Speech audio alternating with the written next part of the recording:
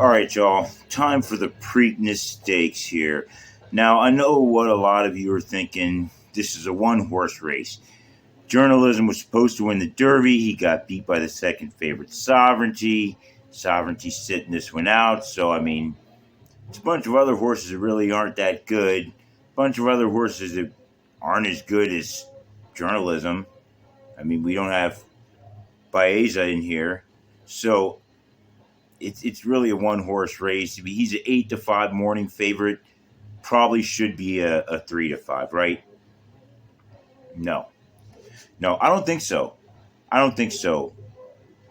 8-5, I think, is perfect. I think there's a lot of reasons to say that journalism is the best horse in this race, which we all know is a subjective term. But it's not just his race to win. These other horses, jockeys, definitely going to try to get in his way. He's closing. It's not like he's just going to open up and steal this race, as they say. So let's get into it here. 9 horses, number one, goal oriented, running for this $2 million purse here in the Preakness. 7:01 Eastern Daylight Time, by the way. Goal oriented, the one. Horse out of Not This Time. It is a Giants Causeway horse, which you're getting the Stormcat breeding, speed miler type breeding there. And on the mother side, you get a Fleet Alex, who won the 2005 Preakness Stakes, along with the Belmont Stakes, third in the Derby, great horse. I agree with the guys in Naira. Why isn't there in a Fleet Alex Stakes? There's a lot of stakes races for horses that I think did less than a Fleet Alex. Certainly thinks he deserves. I think he deserves his own stakes race. This number one, 6-1, trained by Bob Baffert, ridden by Flavien Prat. Now, Prat won this race a couple years back, 2021 Rombauer.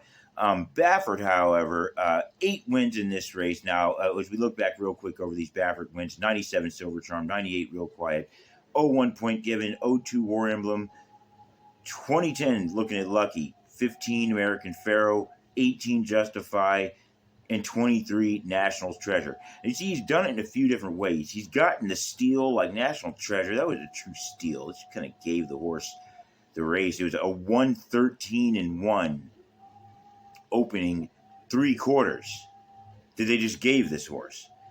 He's also done it in very challenging fast. Silver Charm, as we remember, had Free House. Real Quiet had the rival Victory Gallop.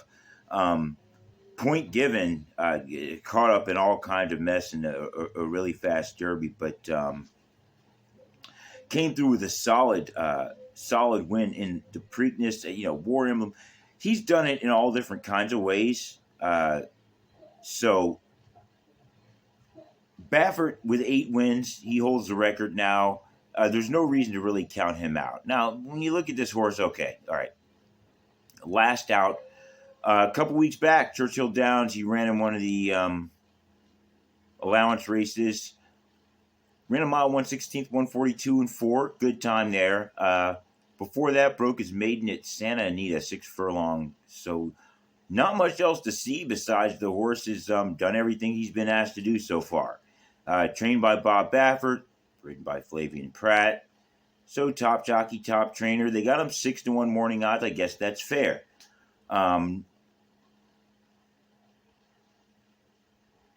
Probably going to be a little bit forwardly placed. But 2 for 2, so he does finish well, likes to run in well. I got his speed at a 101. So, with journalism being at a 108, that's the measurement we're getting to. But that's still competitive, what you would want to see for a race like this, because as we all know, the horse with the fastest speed figure doesn't always win the race. A lot goes into those speed figures and a race besides just the one number. So, moving on to the 2 journalism, sired by '07 Preakness winner Curlin. Mother's father's Uncle Mo. So yeah, what else more can we say about journalism? I'm sure y'all have all heard enough about this horse over the past 3 weeks. McCarthy's a trainer. He won that 21 Preakness with Rombauer. He trained Rombauer with Flavian Pratt riding. Umberto Rispoli yet to get a Preakness win in his career. This horse, second in the Kentucky Derby, coming off a win in the Santa Anita, the San Felipe, Los Alamitos. I mean, we all know about how great his resume is, and he still ran a great race in that Kentucky Derby, even though he lost that final time in the Derby 201 and 1. Sorry, 202 and 1/5. So 108 for the time here. Not many horses really have got the distance really when you're looking at this. You've got journalism. You've got Heart of Honor ran this distance over in Dubai, the 4. Sandman, of course, haven't run in the Kentucky Derby. But a lot of fresh horses coming in here. So if it is something more to like about journalism, it is that he has gone this distance, shown that he can do it well. Not a whole lot more to say about journalism. He's a strong favorite. Whenever you're a strong favorite in any horse race, all eyes are on you, and so that makes it a bit more difficult. So where favorites win more than any other individual choice, they lose more often than not. Favorites win 33% of the time, so that means 66% of the time they don't win. So pressure's on for journalism for sure. Moving on to the 3. Now, once again, American Promise. Horse sired by Justify. I got him as the best bred horse in this race. Give him a 5. Justify, mother's father's tap it. Got one of the best trainers. If there's only one trainer that you want to train your horse for the Preakness, and you're not going to have Bob Baffert, then you're going to want to say, all right, I want to have D. Wayne Lucas. D. Wayne Lucas with, what is it, 1, 2, 3, 4, 5, 6, 7 wins. He won last year, Seize the Gray, 95. Let's go to 2013 was Oxbow. I want to go back to that one specifically because those were both steals. Seize the Gray seized the race. He kind of stole that race last year. Oxbow got a steal. That was a straight up steal. Gary Stevens. I was like, what are they doing? It's kind of not going to do anything and let this horse that really isn't that fast just win the race.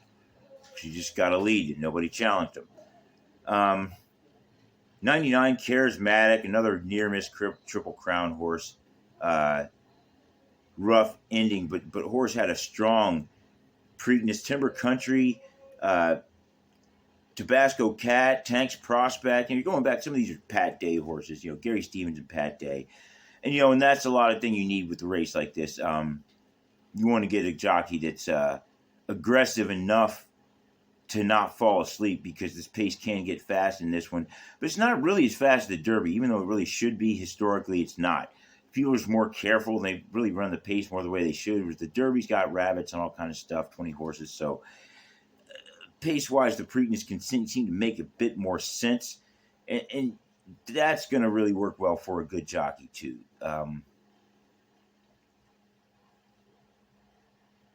So going back, and then back, Tanks Prospect, but going back to 1980, I hadn't seen this Preakness. That loosely had heard about controversy in the Philly Genuine's risk, and they say the horse was hit.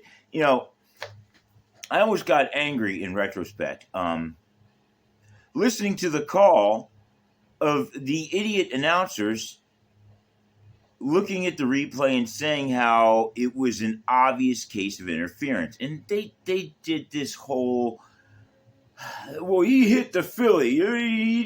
He obviously ran into the oh, look at this. There it is, right there, obvious. Now, these morons, we're looking at a circular track. They're coming around a turn. And you're getting one angle shot. This stupid stuff happens in sports all the time where these announcers get a 2-dimensional shot of a 3-dimensional event and then suddenly decide, oh, look, there's the proof. Oh, there it is right there. So, not to go back for 45 years? But it just goes to show you how stupid they were back then. And for the few young people I have watching here, the stupidity hasn't changed. People, they'll look at one 2-dimensional angle and try to make a 3-dimensional call on stuff, just like they did in the maximum security case. Now, unfortunately, for us with maximum security, the stewards were dumb and they pulled the horse down. Whereas back in 1980, the stewards in Pimlico were not dumb, and then even in the replay, they saw that there was no interference, and you can go back and look on the internet now, and someone has a wider angle, and you can see that there was no interference. It was a case of some dirt getting kicked up at the moment when the announcers decided to say, "Oh, there it is right there. Oh, he obviously ran into the fillies. Pull him down." Back on track. Speaking of jockeys, the number 3. This is like the Nick Juarez Stakes all over again. My whole handicapping of this race is, what is Nick Juarez going to do? Because the horse is capable enough to do something. Obviously, in the breeding, Justified, Tap It. Obviously, with the trainer, Dwayne Lucas, 15-1 in the morning odds, which is a shame because the horse should be lower, but it's because of Nick Juarez. Nick Juarez you don't know what he's going to do. I don't know if y'all checked out the Derby, but he tried to split horses. You don't try to run between two horses that are running next to each other. You can cut inside as they go around the corner. You can try to make a move outside. You don't try to just split two horses. And that's Dwayne Lucas. I don't know why. You can get somebody else. There's no Mike Smith here. You can get somebody else to ride this horse. I mean, there's lots of other guys I would rather put on besides Juarez. But he's back with Juarez. He believes in him. He got that magical win in the Virginia Derby. Last out, though, ran the Kentucky Derby 16th. 38 lengths off. Now, pardon me, the horse was definitely in striking distance. Made a move too early. A bad move too early. And wrecked the horse's chances. So before that, this amazing win in the Virginia Derby, great time, 118 speed figure I gave him for that. Yeah, to me, that's the best this horse can run. Now, what's the difference? What happened in that one? Well, in that race, the opening 3 quarters was in the 108 range, the opening half in the 46 range. So this horse definitely got dragged into it. Who knows how fast these other horses could run if they actually ran in a race that fast? None of them have. Not even journalism running out in Cali. None of these horses have run in a race as fast paced as that Virginia Derby. So, is it possible that we could get that kind of speed out of this horse and a couple, 3 of these other horses as well this race? Maybe. It really all depends on Nick Juarez. This is the Nick Juarez Stakes, as we know. For that Virginia Derby, 5th in the Risen Star. See, this horse is really streaky, too. And that's the thing. If he didn't have the Virginia Derby win, I'm pretty sure he wouldn't have qualified for the Kentucky Derby and probably wouldn't be talking about him right now. But he's going to be a factor. And when we get into the pace, I'll let you know why. He's going to be forwardly placed. And I think, I don't know. I don't want to handicap the race based on me trying to get inside of Dwayne Lucas's head and then subsequently getting inside of the head of Nick Juarez to think that he would do something different than he's standard. He normally does. I know Lucas is going to try to give him good advice. But I just don't think you can take a guy like Lucas. I don't think you can just talk a guy into being Pat Day. I don't think you can just talk a guy into being Gary Stevens. So it's a tough call here. However, if the odds do get big enough, I will have to put a little contingency bet on that. Some way just to hedge myself against the fact that I think this is a great horse. Great horse. In one of these days, I think the horse is going to have a big race. Not sure if it's going to be this Saturday. For Heart of Honor, sired by Honore P, mother's father, Scat Daddy. So Scat Daddy gave us Justify, but we want to see a little bit more in the breeding.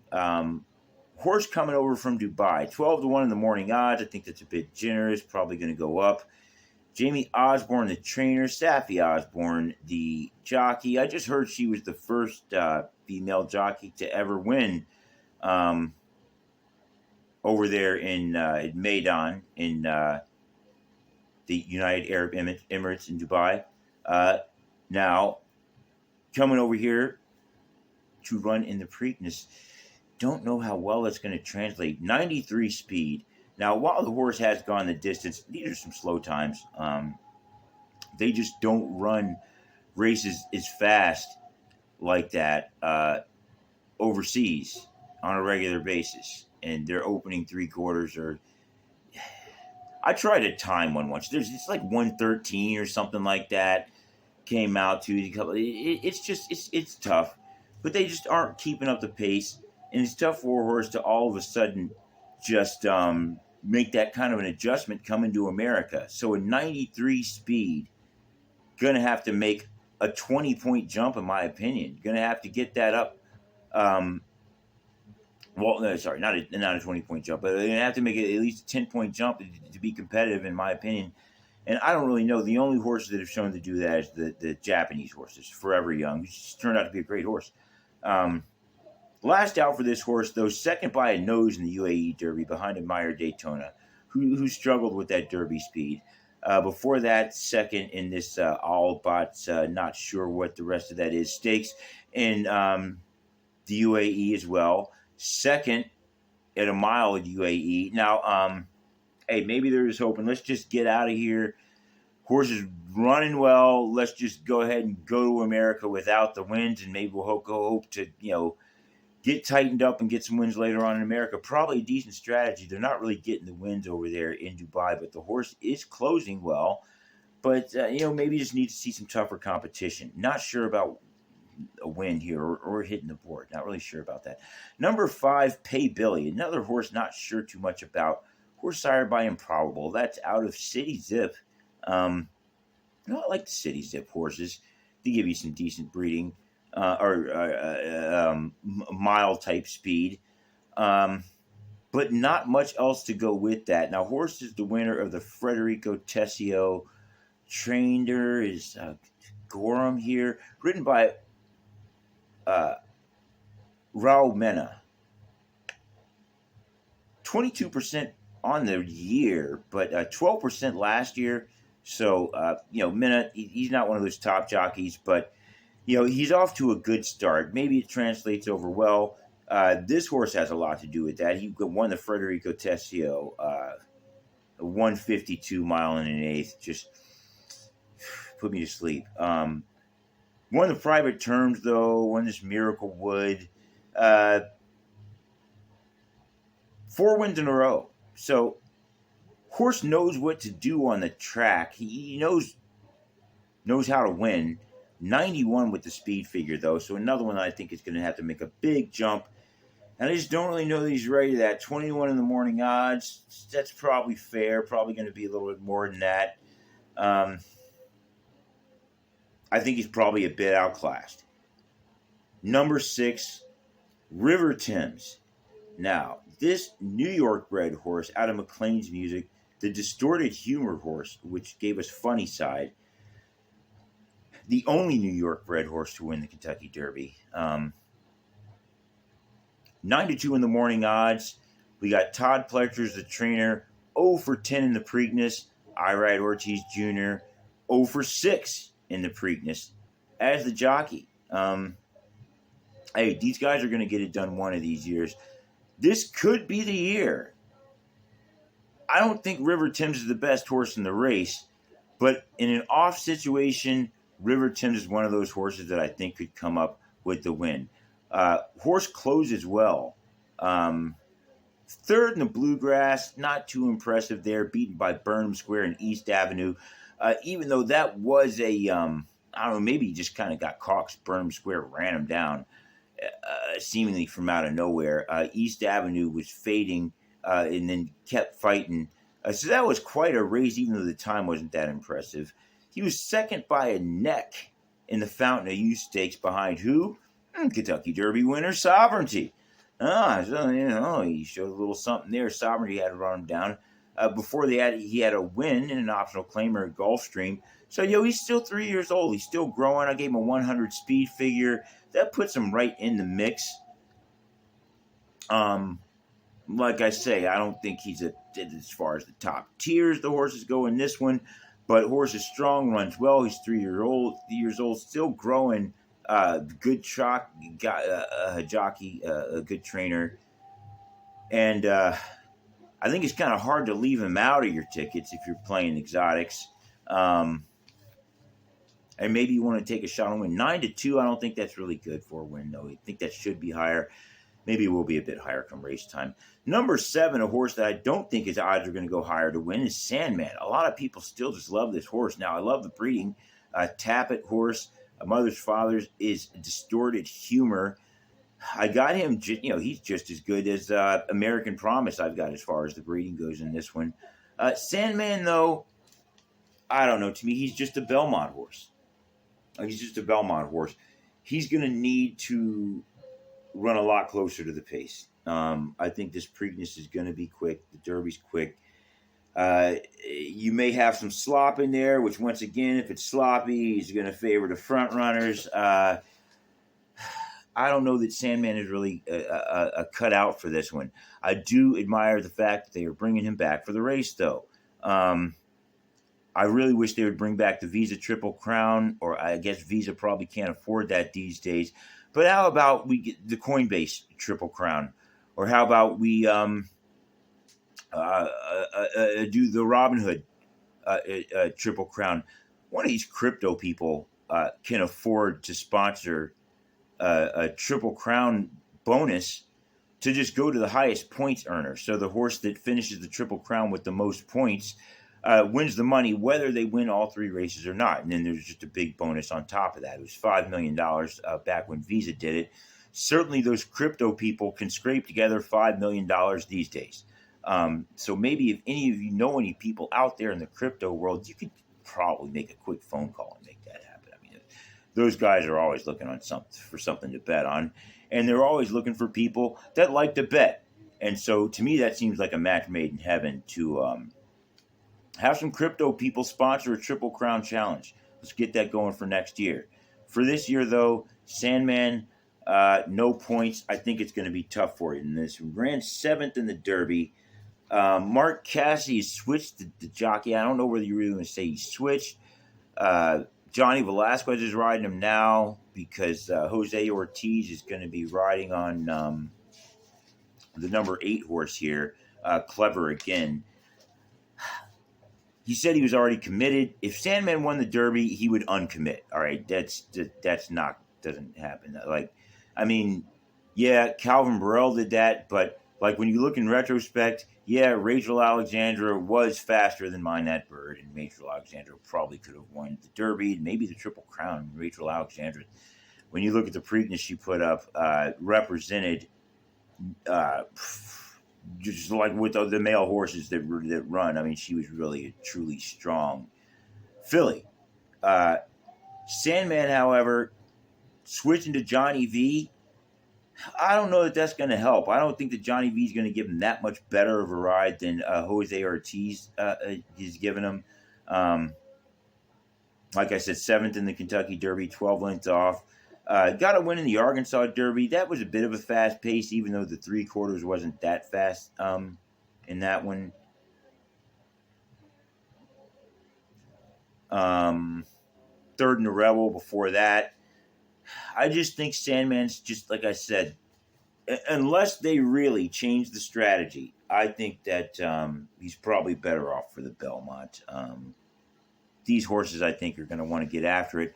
Plus, Nick Juarez is riding near the pace, and that could create all kinds of havoc. Um, if the pace, I don't know. If the pace gets too fast, maybe he does close in. I just don't see that he wins because I just think that if it gets too fast, one of these other horses is going to have a position on him. I don't know. I'm sorry. Number 8, Clever Again, horse I was just talking about here. Sired by American Pharaoh, so you got the Preakness winner there, Triple Crown winner. Horse is out of Galileo, a Irish horse, came over here, ran I think it was 6th in the Breeders' Cup, out of the Northern Dancer line. So that's decent, but I don't really know if that's going to translate over after going through the Irish route and everything. Horse trained by Stephen Asmussen. They got him at 5-1. I think that may be a bit generous still, but a lot of people will like him because a lot of people are going to want to come off of the favorite. So Clever Again's a horse to like. Probably going to be forwardly placed. I think he's probably going to be the leader. Lightly raced though. Ran in this maiden special weight at Keeneland, a 4.5 furlong race. I don't really like to count though. Second by a head. Got a win when they bumped him up here at Oaklawn, mile and 1/16, 143. Hot Spring Stakes, a mile, 137, win by 4. Capable horse. I give him a 98 speed with a circle around it. Now, I give him the circle because he won by 4. The reason I do that is because when you win by 4, you've probably got another second in you, honestly. Maybe 2. But it's hard to just cap it at that and say, well, it's 98, but it's not really. That's as fast as the horse can do. You could definitely do better than that. So, I mean, realistically, you want to look and say he's probably like a 103-ish, if not better. We don't know. But Clever Again, I think, is going to get the lead. Stephen Asmussen riding him. Now, Jose Ortiz has switched to riding him. Like I said, he won this race back in 2020. 2022, early voting. So, a lot of this is going to be on him. He's going to set the pace, I think. How well he rates this horse after that, I don't know. Sometimes you got to let a guy pass you and then retake the lead if you're the leader. Because you can't let the guys go too early. When I look back at a lot of those Preaknesses, like I said, these ones back with the Pat Days and the Gary Stevenses, these Tench prospects and these Tabasco cats and these timbered countries. And, a lot of these times I saw the race opened up because somebody went too soon. Somebody got antsy. Somebody got giddy and just got going too soon, and then it opened up the race to a faster pace than you were expecting, and it caused that horse to fail. The jockey that held on to his position the best is the one that came up as the most successful. So that is going to be on Jose Ortiz in this one, I think. Good-looking horse coming into it, definitely stepping it up in class. He's got the breeding to be with this class of horses. So we'll see what how he handles this. It's going to be interesting. This is going to be an interesting Preakness, I really think. I don't think it's just going to be journalism running away with it by any means. Number 9, Gosker.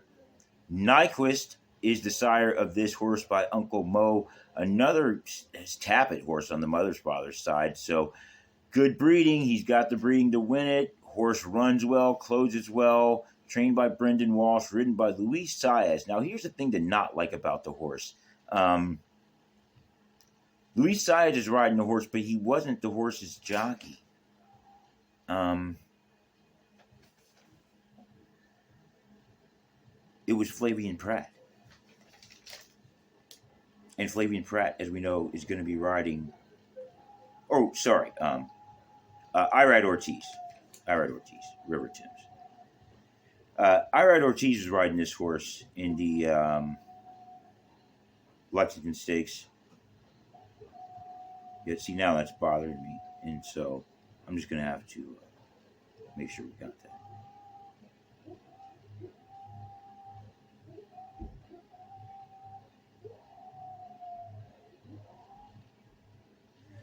Yes, yes, yes. Gosker. Yes, Irad Ortiz. Yes. Irad Ortiz. I'm mixing him up with Hill Road. Flavian Pratt rode Hill Road in the Peter Pan Stakes last week, in case you all missed that. Irad Ortiz got the win in the Lexington Stakes with this one. Now, the horse had some decent workouts coming into this, but Irad Ortiz is choosing to go with River Thames and Todd Pletcher in that one. You kind of want to think that means that Irad Ortiz favors River Thames, which makes it a little bit harder to pick Gosker. Now, Brendan Walsh went and got Luis Saez.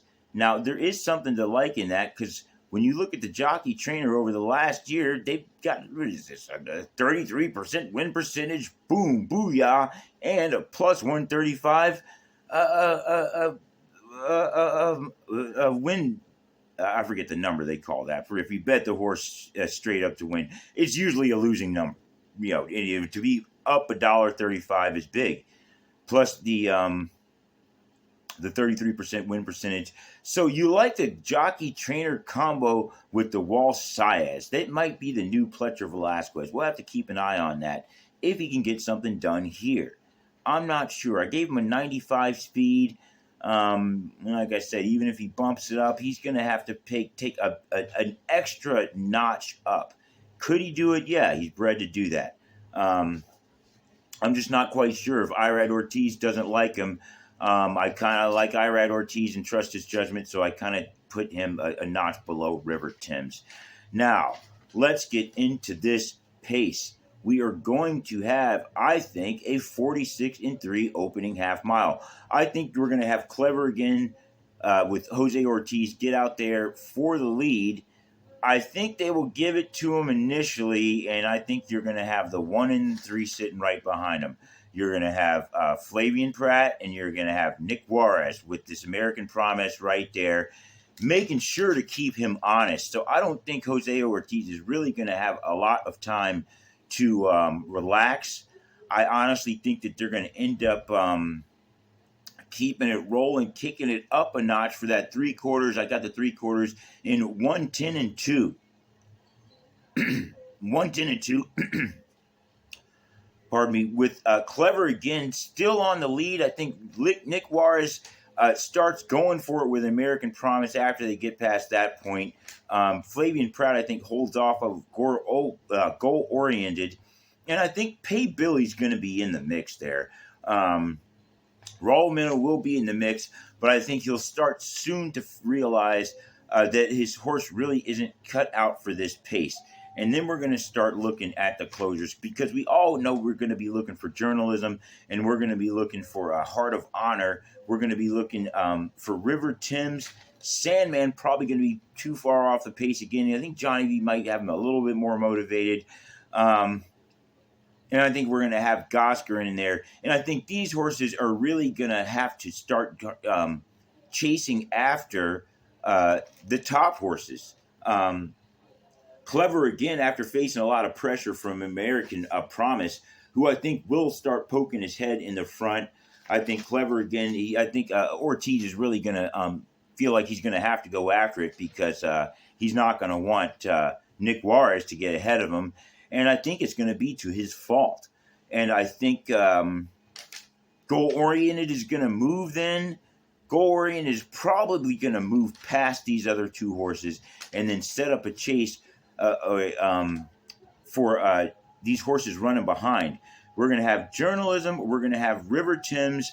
We're going to have Sandman. And we're going to have Gosker running down goal-oriented, the Baffert horse, looking for Baffert's 9th win. This is where it's going to be interesting because I think you're going to have American Promise. You know, he's going to be fading away. Clever again. He's still going to be fighting and struggling on, but the horse is really not going to know what to do with all this. Pay Billy, once again, caught up in the mix. I don't think Sandman's going to be able to keep up with this one. I think he's going to start to fade. I think we're going to see journalism closing in, and River, Timms, and Gosker behind him. I don't think they're quite as fast as journalism. Journalism's been through a lot, but I think he's got one more in him. I think journalism's going to make the big run at goal oriented, and he's not going to get there because goal oriented's going to win the Preakness for Bathurst's 9th win. Final time 155-1. Goal oriented upsets journalism, who runs second by half. Third place, the 6, River Timms. Fourth place, the 9, Gosker.